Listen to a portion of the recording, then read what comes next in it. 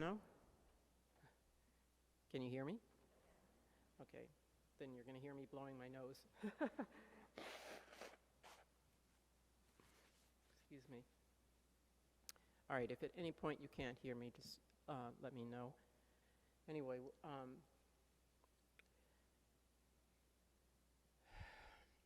Tammy has already pointed out in the fact that Tammy and Eric and I grew up with Judy's parents, and that had one result of that fact is that we grew up hearing her parents' stories.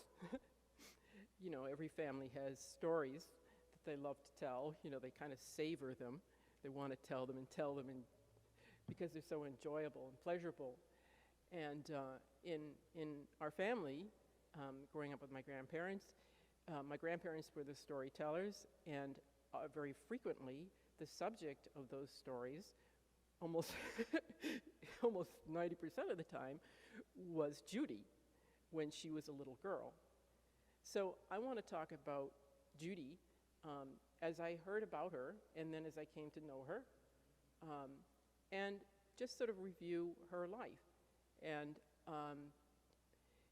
so I'm beginning with these stories that I heard from my grandparents about what Judy was like as a very little girl. Okay, so you have to picture, I can't tell you all the stories because we would be here all day, but and some of them are a little hair-raising, but I'll tell you one that stuck out for me when I was growing up, hearing about this little Judy, and it had to do with her when she was a toddler, when she was young enough to toddle around, but still, old enough to toddle around, but still young enough to be in a crib, okay? And, I think it's quite common for little children to both love their independence and hate their naps, right? But, so I don't say that Judy was exceptional in that sense, except what was exceptional about her was the degree to which she loved her independence and hated her naps, according to the story, right?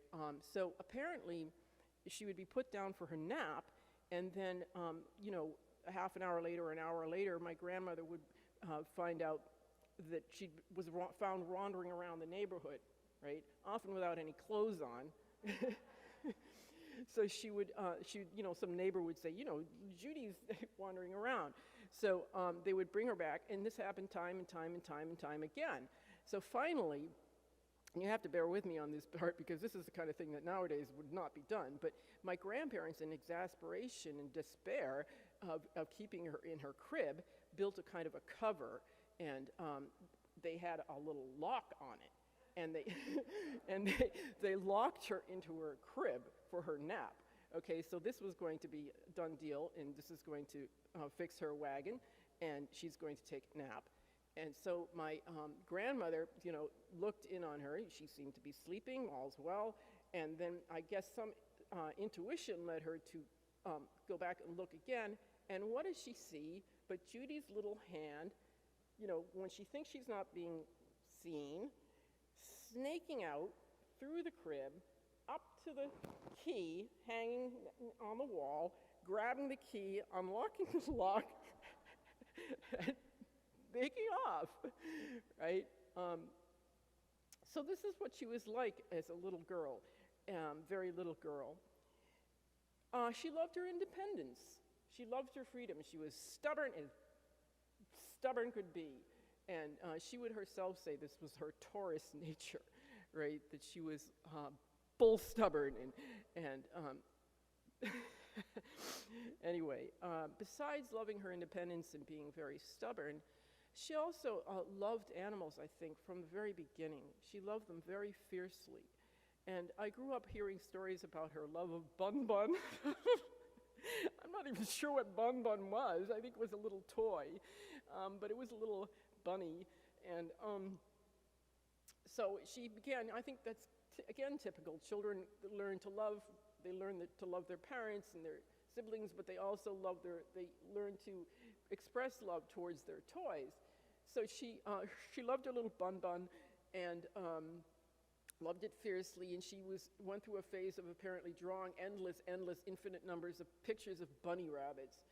I'm not sure about that, but when I went through her computer not long ago, I of course found, among other things, endless pictures of bunnies and squirrels and all these little soft, fuzzy things that she loved.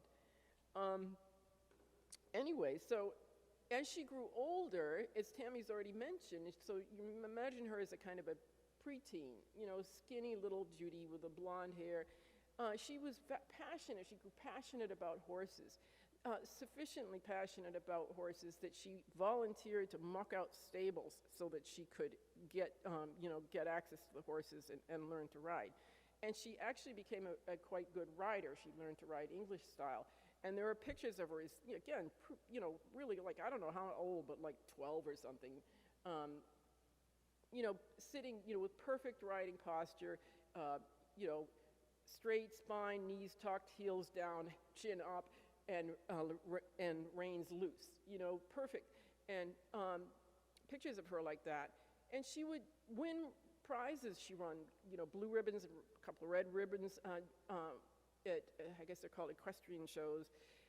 Anyway, so she knew how to pursue something. She knew how to pursue her passions. And she knew how to have her passions, right?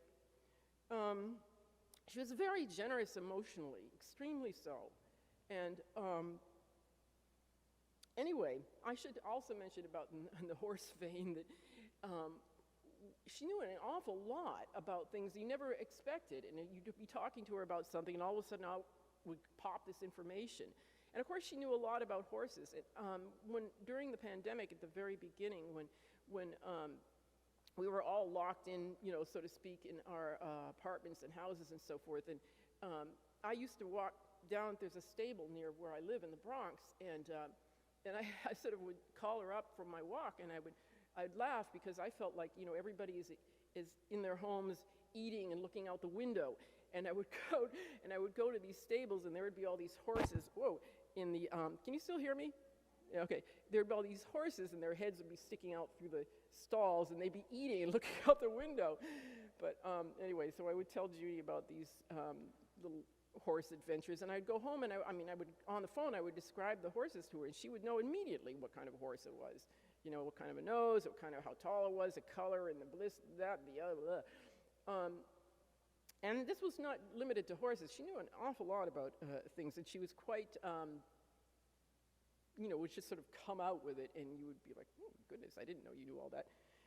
Anyway, so I was saying that she was very independent and very stubborn from the get-go, and that she had strong loves, love of animals. She also loved men. She would not be embarrassed to admit that. She did not have any embarrassment or false modesty on that score. She loved men, right? She had a strong libido, and she was boy crazy from from the get-go too, and a terrific flirt, always.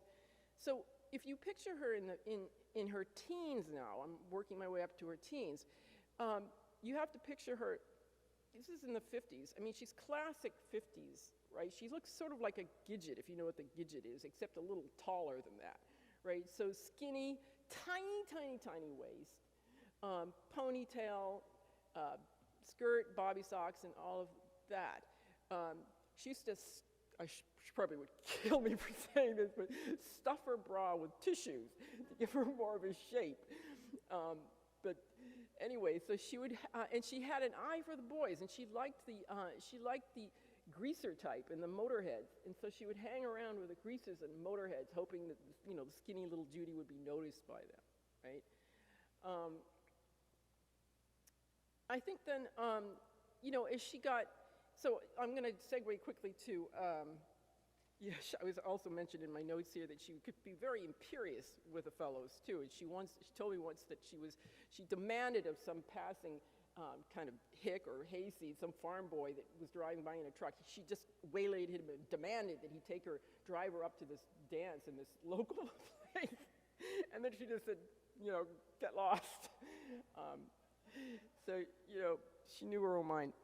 Anyway, so she gets to college age. She goes to, I hope I'm not getting this wrong, it's Nebraska Wesleyan, which I believe was my grandfather's alma mater, but again, I could be wrong about that. But anyway, and here, I have to say, I think Judy just sort of slid through 3 years, not 4, but 3 years of college without ever really demonstrating any real ardent desire to be an academic. She was very social, and that was her focus. And she got in a few scrapes, nothing serious. I mean, I think she was once, it was very, very strict back then, and she was once discovered smoking a cigarette in the town. This is not on campus, but actually in the town, and somebody ratted on her, and she got hauled up on the carpet for some reason for having, smoking a cigarette. Anyway, but by her own admission to me, her beliefs and her beliefs at the time were rather narrow, and she could easily be shocked. She recalled to me more than one occasion how in taking a religion class at Nebraska Wesleyan, somebody, I guess the professor said something about how, such and such event could be explained by natural phenomena or some such account. And she was absolutely, to her that was just shocking beyond belief. And so I want to describe her to you as, again, I'm just talking about her in her college years and leaving room for the fact, in fact, I want to emphasize the fact that people do change. There seems to be a core of the personality that is always the same, that is kind of eternal, but people also do change over time. And I think Judy did. I mean, in this period, she was extremely extroverted, which she always was. She was, and very unreflecting, but also rather conservative. I don't mean politically. I think she was always politically liberal, but she was sort of socially conservative. She didn't question what role she should play, and I guess this was probably common of many people, many women in the 50s, that they just sort of assumed that they were to get married, so I think she was surprisingly, if you contrast her beliefs and attitudes at one period of time with her later beliefs and attitudes and practices, I think you see a big difference. So for example, in the 1960s, and Tammy's already alluded to this is not the example, I'm getting to the example, but in the 1960s, of course, styles changed. She became sort of, she wore her hair in a bouffant, and she wore very pale lipstick and mini skirts, and she was, and she shifted her focus, her laser-like interest in the opposite sex from the greaser type to the man in uniform. She was always very interested in the man in uniform, right? So she ended up marrying a soldier, as a matter of fact, Paul, and went to Spain for a couple of years. Their marriage ended amicably, I think, and I never heard otherwise from her or anyone else. And she still maintained this interest in men in uniform, and in sort of an offshoot of that, she actually took up target practice. She practiced shooting a pistol at I guess you call it a pistol range or a rifle and pistol range. That might be very surprising to people, right? I don't know if she was actually a member ever of the NRA, National Rifle Association, but she knew what it was. And so I think this is in striking contrast with what she was like in later life. Anyway, her first marriage to Paul was followed after some years by a second marriage, which was very, very unhappy and very unfortunate, and I almost wish I didn't mention it. But this was marriage to Jack, and I don't exactly know what was wrong with that, but I gathered from many conversations with her that he was sort of psychologically very damaging, and that it was, he was He undermined her sense of self. He was bad medicine. And that ended up, they ended up splitting up. He took off. No one cares about him. We don't know where he is. We don't care. He was not a good thing. But one good thing came from it, which was that Judy had sort of taken on a kind of almost like I think happens in a bad relationship. She had taken on this sort of really submissive, kind of unhealthy, sort of crushed persona while she was with Jack. And she struggled her way out of that. And she found, and this is happening during the 70s when I think a lot of women were finding a kind of sense of self and assertiveness. And she found that in herself, and I think it remained with her for the rest of her life. She returned to the person that she always was, that she had briefly suppressed, which was stubborn and independent and, go-getter and get out of my way because I'm going. That kind of person, she returned to that, somehow regained that after the breakup with Jack. So in this period, you want to think of her not as having the bouffant and the pale lipstick and the mini skirts, but as being more actually adopting a Gloria Steinem look, I think, with the longer hair and sort of the tinted glasses. And she would wear hilariously funny, kind of provocative T-shirts, right? So many men, so little time. And she had another one which she would wear that showed, interestingly, little line drawings of bunnies making other bunnies. Anyway, so she had a very funny sense of humor. This was also in the 70s when people still had a sense of humor. So what else do I want to say about her being stubborn and independent and generous and having strong love, strong passions, being a flirt. The other thing about her was that she was a risk taker. She was very adventurous. It was surprisingly so. Now, she grew up in World War II, right? So you imagine, crouching under their desk during air raid, but doesn't seem to have affected her. It doesn't seem to have made her feel like, ooh, scared. She just was very daring. And an example of it, well, I already said she, riding horses, as far as I'm concerned, that's kind of daring. But did she jump them too? I think she jumped them. Yeah, she jumped them. That's daring. I'm sorry. But she also went to Ireland during the height of the Troubles. And she actually made it, she only made it out during the height of the Troubles. She made it out of Belfast on the last boat. And during the same period, she also went, for some reason I never discovered, she visited behind the Iron Curtain. And this is not my idea of a holiday, but for some reason she did this. And I don't think she was ever in real danger from that, but it's an example of the sort of thing that she would do. So she was adventurous among her other characteristics. She was also supremely practical, right? Anybody who saw the fluffy hair and the lipstick and the miniskirts would be very mistaken, or the later Gloria Steinem look. They would be very mistaken if they thought she was, a pushover. She was a very practical woman. She was very practical and very businesslike. She had a core business sense.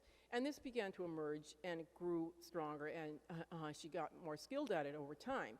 But for example, when she first started, she had a couple of jobs out of college, but whatever, waitressing or something. But then when she got started in publishing, I think it was a Ginn company, and she told me not long ago that she was just this kid, young 20-something, working at Ginn company, and she apparently noticed some gross error that had been overlooked in some editorial process, and it got her noticed, right? As someone who's got a head on her shoulders and a sharp eye. So from that point on, she began to sort of enter into that profession and sort of move through that profession. And so she moved up the ladder in publishing, and I want to repeat the fact that this was during a period of time when still very few women moved up any professional ladder, right? And so she was moving up a ladder in a largely male field, and at least at the higher levels, largely male field, and she was moving up that ladder. She, I think, was very gifted for that sort of thing. She was very, because she was so social and so extroverted and so sort of had joie de vivre, or sort of it had a carefree attitude that didn't sort of dwell on the negative. I think it made her very good with things like business lunches, right? That sort of social attitude plus her business sense made it possible for her to do these sort of business lunches or business meetings and have fun, but also not lose sight of her business goals. Have fun and keep her head too. She gave me a piece of advice once. I don't remember the context, but I thought it actually was a very good piece of advice. She said, always be professional. No matter what happens, no matter what else, just be professional. If you can't rely on anything else, be professional. So I think that that's part of why she moved up the ladder. So eventually she moved out of the design end of the book publishing business and went into sales. I think maybe I've already mentioned that. And she did quite well there. So this is in the period when she moved to New York, and at this period, she's no longer doing the Gloria Steinem look. She's doing very conventional suits, skirts, low heels, and her business look. So when she moved to New York City, and I guess it was in the 80s, she was already well established in her profession. This is when she met Alan, and I would say that this is when she entered into a period of real, both professional success and personal joy. And I honestly think Judy was a very lucky person. I think she had a very lucky life. She had a blessed life in a way. I mean, she had her share of grief and trial, but she had many, many decades of real joy. And things did get a little sad. They began to get sad when my mother was diagnosed with lung cancer and then died within 4 months of the diagnosis. And at that point, Judy and I really got closer than we had been prior to that, because we were sort of we were running into each other constantly at the hospital. So I remember in particular one time when I think it must have been some hospital that's up by John Jay College. But we were sitting out, Judy and I, my mother was in having some surgical procedure, and Judy and I were sitting outside in the bright sunshine in this sort of courtyard, and Judy turned to me and she showed real anxiety. She said, she asked me, she pleaded with me not to abandon her when my mother died. And it was like astonishing me. It was like, how would you ever think that I would do that? Well, that we would do that. But she had real anxiety that the family would somehow not care about her and that we would all just drift away because my mother had been the focus. Well, that's nonsense, right? And as a matter of fact, when my mother died, Judy became the center, right? And she became our center, and we had many, typical diner meetings with Judy and Alan. And it is true that Alan's increasing disability made things more difficult, but I also think they made their lives more precious. As the difficulty increased, so did their preciousness. Preciousness, pressure. Anyway, so now I'm getting to 2020, and I'll begin to wind down here. At the spring of 2020, as we all know, things got very difficult, but they also got very strange. And I don't mean strange bad, I mean strange good. I want you to remember back to like March of 2020, right? There was beautiful weather. There were no cars on the streets. It was a period of almost transfiguring beauty and quiet. And Judy used to take walks during that period, and she would, take photos. And I really think that was an important thing for her. I think it gave her strength, for one thing. And I think she would need that strength. Because two events happened within that period that were very, very, very difficult for her. One was a dissolution of the church that she had belonged to for so long, right? Which was in a kind of way, deeply felt way, not consciously felt perhaps, but a sort of symbolic death, right? The other was the actual physical death of Ellen, her partner, her husband for so many decades. These things are not easily borne, but Judy bore up under them. Throughout this period of this incredibly, incredibly trying period, she made up the gap between, the loss of physical connection by phone calls, as Tammy said, right? She called, I'm sure, all of us, talked to all of us, emailed all of us, Facebooked all of us, or most of us, not on Facebook. But, and I talked to her every night, pretty much every night. And we had a great time. I mean, we would talk and laugh and complain and gossip and giggle and argue and carry on and laugh and laugh and laugh and laugh until we howled with laughter. I mean, that's what I miss the most, is that she was so much damn fun. And I really enjoyed talking to her. It just is it's such crap that she isn't there for me to talk to in quite the same way. Although I frankly am still talking to her. Because as Tammy said, you want to call her up, and I keep thinking of things to tell her. I'm like, oh, Judy, I saw this funny thing. So I keep talking to her. Anyway, I miss the conversations, and I can only say I remember them, and they still make me laugh. I still remember her hilarious stories about... I don't even want to mention them. So, the end came very suddenly, very awfully, very awfully, very awfully, just a hysterical mess wrapped up in a tragedy. And it caused awful grief of a kind. I'm used to grief. I felt great grief for my mother, but it was drawn out. This was all kind of condensed, like pow, right in the head, all at once. When we were in the hospital, and we left her, and I saw her lying there, person who's just died, they look like they're asleep. They seem as though they're sleeping. And I thought of that story that I started with. I thought, maybe if I look back really quickly, I would see Judy's little hand reach out, grab a key, unlock her cage, and run free.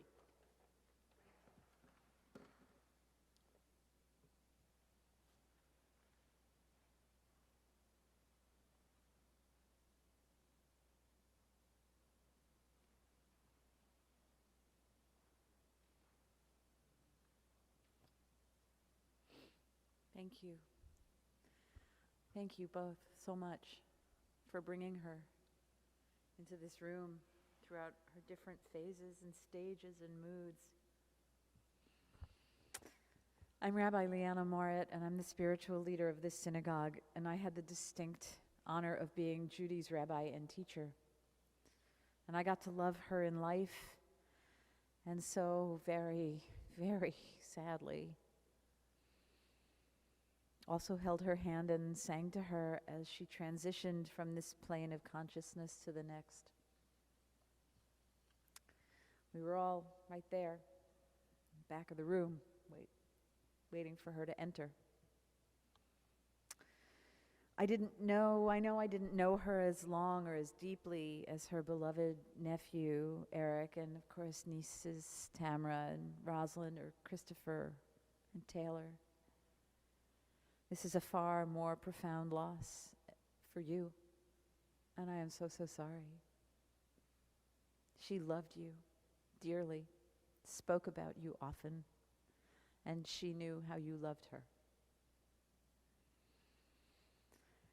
I've gotten to spend some time getting to know more about Judy's life before we met, and while the details were different, certainly, the wonderful thing, though, has been hearing all of these stories and reflections of the same spiritually adventurous, vibrant, courageous, joyous person that I got to know.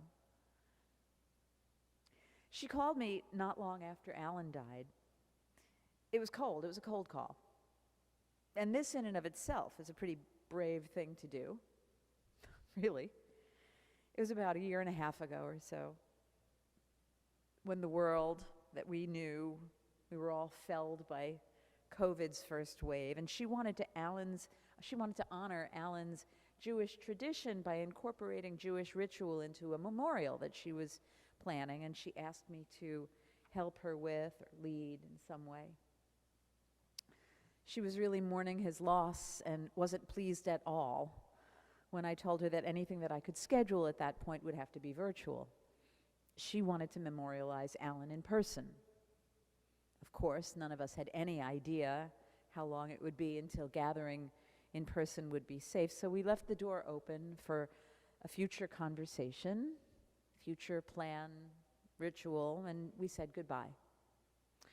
And I honestly don't remember how much later it was when she called me again, and by this time she too recognized that any in-person service had to wait. But she was still really hurting. And Judy wanted to know if there was a Jewish prayer that we could say, or she could say, for Alan. And I told her a little bit about our traditions surrounding death and mourning, and the mourner's Kaddish specifically, which is on the handout that I handed around. We'll say it later. Don't worry about it now.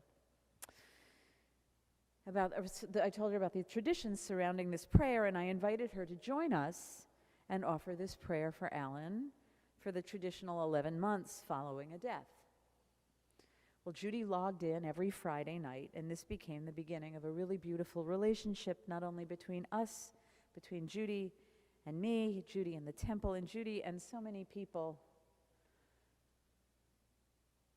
at Temple Beth-El, and truthfully, Judaism itself. The Jewish people, we have a tradition that age 83 is the perfect age to renew your bar or bat mitzvah. It's to recommit to your faith, so to speak. Why? Because it's the age of 70, which, according to a certain text, is the fullness of years, plus 13, which, of course, is the age of mitzvah. So 83, 7 plus 13, becomes the age at which we renew our spiritual life, which, of course, that was the number of years that Judy got to spend on this earth. Well, on that fateful Wednesday night, our Judy was on her way to the introduction to Judaism class that she had waited, 6, 7, 8, 9 months to start when she was tragically struck. And while we know the shock is still with us, I don't want to talk about that. I want to talk about what she was doing at the moment that she died. In that moment, Judy was running to learn. She was running to grow. She was running to learn Torah. That's what we keep back there. But it wasn't just the sake of learning for learning's sake, which our tradition teaches is the most meritorious in and of itself. Judy was studying Torah because she wanted to live Torah, which our tradition teaches is the entire purpose of studying Torah to begin with. We have a text from our ancient Mishnah, and it goes like this. These are the things which a person performs and enjoys their fruits in this world, while the principle remains for them in the world to come. Honoring one's parents, bestowing kindness, arriving at the study hall early in the morning and evening, welcoming guests, visiting the sick, assisting a bride, escorting the dead, contemplation in prayer, and making peace between people and their fellow. And the study of Torah is equal to them all. Why is it equal, or even greater than them all? The rabbis ask and answer because it leads to them all. At the age of 83, Judy decided that her soul had found a home here and she was determined to live it. And I can see her right there.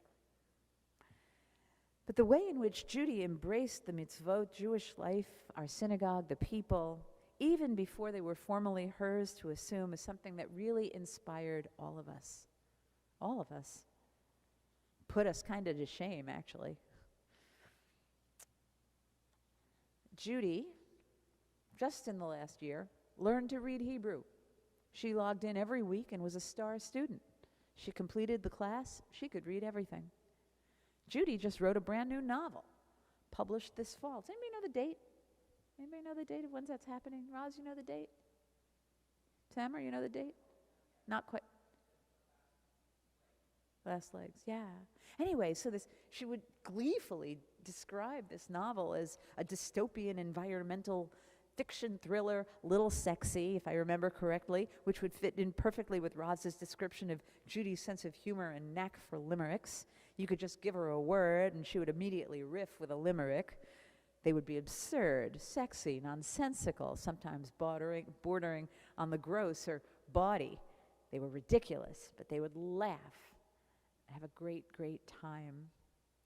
And Judy, with us, dove into her conversion studies. Her nieces, Tamara and Roz, both commented how they found her homework open all around her home. But I also know that this gave her real joy. Because while she was waiting those, 8, 9, 10 months for the class to start, she was studying on her own and with me, and Judy was here, right here. The minute we opened up, she was here. I mean, we were on Zoom for weeks, but when we opened, she was here. Every Friday night, after her year of mourning ended, when she was no longer saying the prayer for Alan, and she participated in our Torah discussions. She was an active member of the book club. She was part of the team of volunteers who delivered our Purim bags. She was an usher at multiple shifts during the High Holy Days. It's like pulling teeth trying to get people to take one. And Judy was like, I'm there. She was there beautifying the services for everyone. She found her home here with the Jewish people, and we were honored to have her among us over this past year and a half or so. And she was bold. She was bold in her learning journey. She was courageous, as she was throughout her life. With this kind of gladness of spirit and open heart, we learned from each other. And she brought her curiosity. She brought a deep well of faith, a keen sense of justice to every conversation.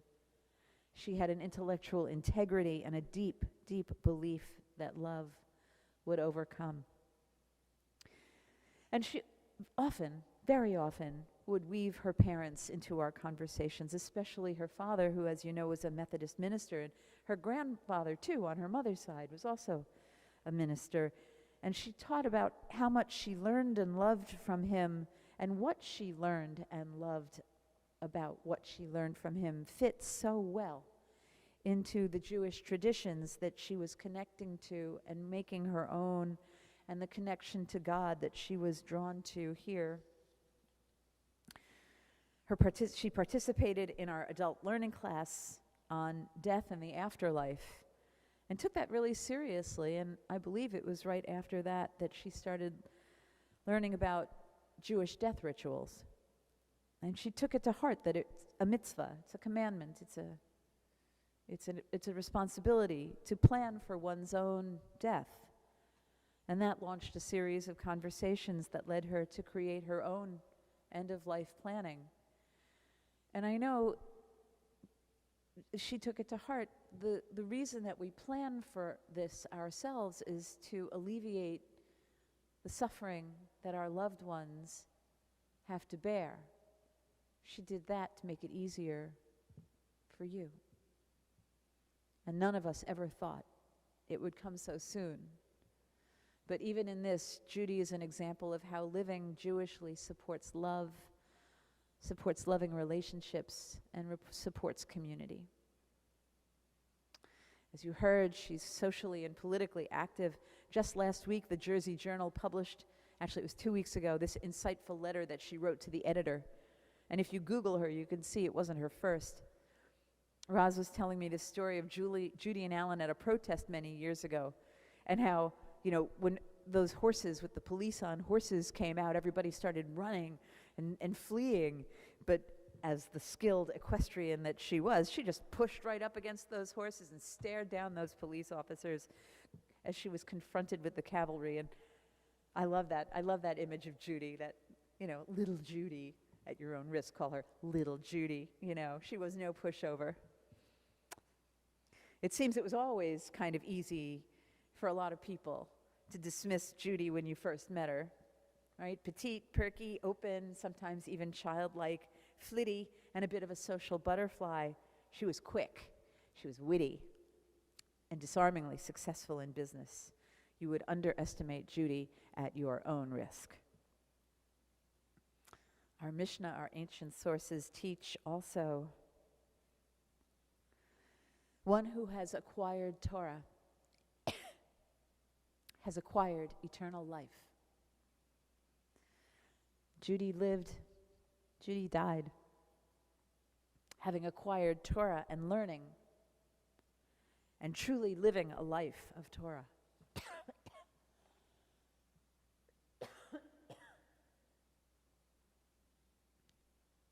So may it be for us that her life inspires us to live the same. That way we will honor her, honor each other, honor what she loved,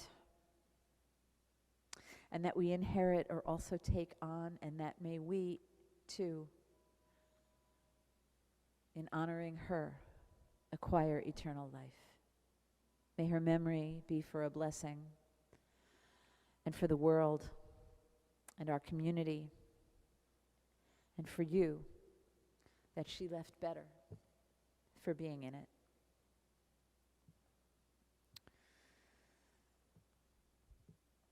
Judy's family has extended the invitation to join them immediately following this service at the Broadway Diner, 1075 Broadway in Bayonne, just a few miles south of here. Donations of tzedakah, charity, and in lieu of flowers in Judy's memory and in a fitting way to honor Judy and her life of charitable works may be made to the World Wildlife Fund or Temple Beth-El, this her spiritual home. We're about to offer the El Malei Rachamim prayer, which means God full of compassion. And before we do, I would like to invite you all, in preparation to wish her soul the most peaceful and profound of journeys, to take a moment and bring forth a memory of Judy. I want us to take a moment of silence. Close your eyes if it helps. And bring her before you. Take a memory. Click save. Because it's in this way we begin the process of ensuring that Judy's spirit remains eternal within us as well.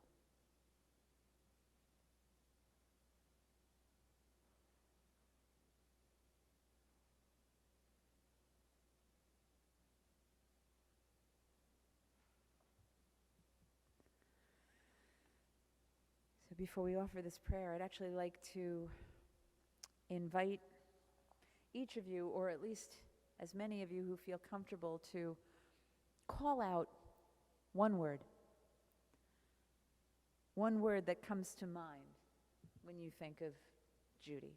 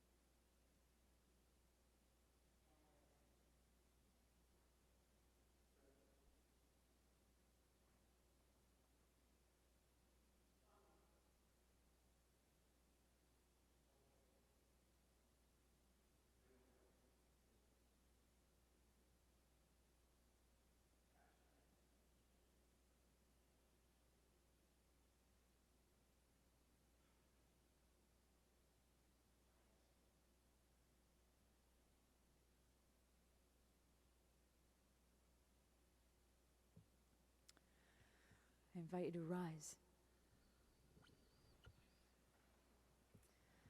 El Malei Rachamim, exalted, compassionate God, grant infinite rest in your sheltering presence among the holy and pure.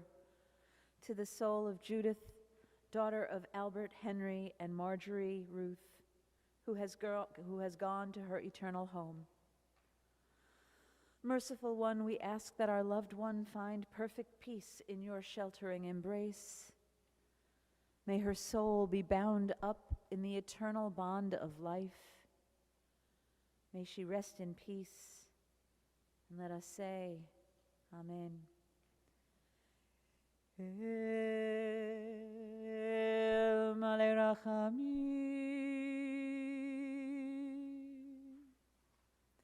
Shochein Bamromim,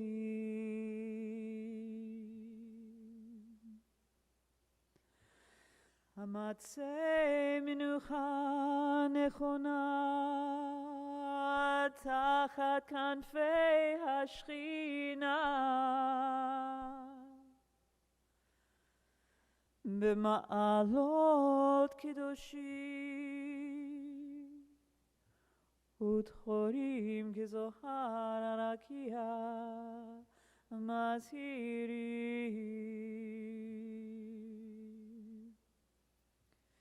Et Nishmat Yehudit Bat Avraham V'Sara Shehalcha Le'olama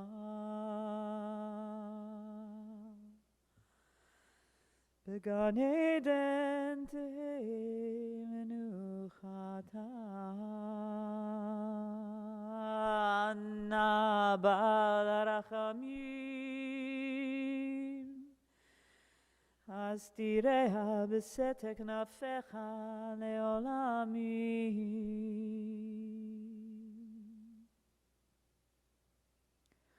Utzcho B'tzcho Chayim Et nishmat Adonai hu nachalata v'tanuach b'shalom al mishkava v'nomar Amen.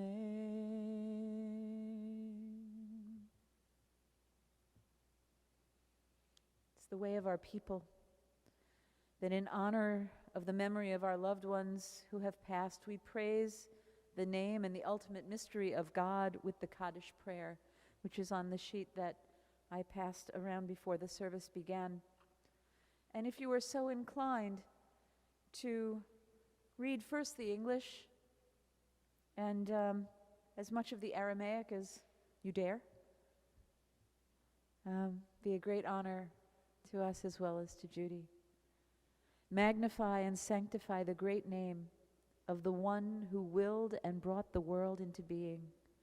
May a realm of holiness be established in your lifetime, in your days, and in the experience of the entire household of Israel soon. And let us say, Amen. May the great name be blessed forever, forever and ever and ever. To be blessed, to be praised, to be glorified, to be exalted, to be honored, to be revered, to be celebrated, to be extolled is the name of the Holy One of blessing beyond all of the blessings and songs and praises and consolations that have ever been uttered in this world. And let us say, Amen. Let a great peace descend from heaven and life also upon us and upon all Israel, upon all in the world. And let us say, Amen. May the one who makes peace up above make peace now for us and for all Israel and for all peoples. And let us say, Amen.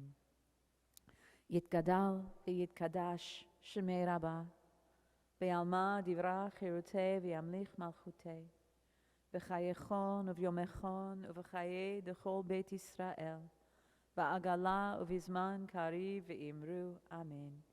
Yehi shmei Rabbah mevorach leolam ulalmei almaya, Yitbarach v'yishtabach v'yitpa'ar v'yitromam v'yitnaseh v'yithadar v'yitaleh v'yithalal shmei dekudisha brichu le'ela min kol birchata v'shirata tushbechata v'nechemata da'amiran be'alma ve'imru. Amen. Yehi shlama rabba min shamaya v'chayim aleinu ve'al kol Yisrael ve'imru. Amen.